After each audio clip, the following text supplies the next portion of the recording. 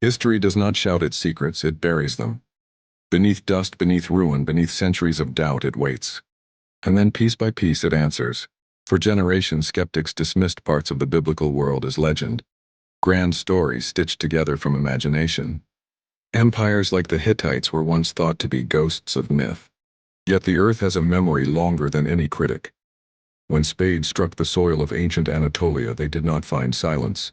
They found a capital, a language, an empire vast enough to rival kings of old. What was once doubted stepped forward into the light, not with argument, but with stone and script. Across deserts and river valleys a pattern emerges. Clay tablets whisper of diplomatic tensions, of cities in turmoil, of peoples on the move. Egyptian monuments carve into eternity the names of nations, among them a people called Israel. Assyrian kings, proud and unrelenting, record their conquests in chilling detail, describing sieges and tributes that echo accounts long preserved in sacred text. Even in their boasting, they confirm what they never intended to prove. And then there are the smaller voices, the ones easy to overlook. A seal pressed into clay, a fragment of silver etched with an ancient blessing, a tunnel carved through rock still carrying water as it once did under threat of invasion. These are not the proclamations of emperors. They are the fingerprints of ordinary moments quietly aligning with stories told across millennia. But this is not a tale of proof in the cold clinical sense.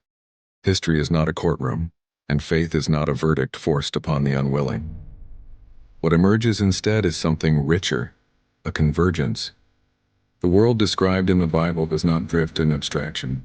It breathes the same air as kings, traders, prisoners, and shepherds whose lives left marks in the soil. Philosophers have long understood this tension. Evidence can illuminate, clarify, even persuade, but it cannot compel the human heart. It builds a bridge, but it does not force the crossing. Faith, then, is not blind, it is a step taken with eyes open, informed by what has been uncovered, yet reaching toward what cannot be unearthed. And the story is not finished. Each year the ground yields more, new fragments, new names, new connections. The past is not static. It is being rediscovered in real time. What was once buried continues to rise. In the end, the question is not whether history speaks, it does. The question is whether we are listening closely enough to hear what it has been saying all along. Perhaps faith was never meant to stand apart from history, but to walk beside it, illuminated by every discovery yet reaching beyond them.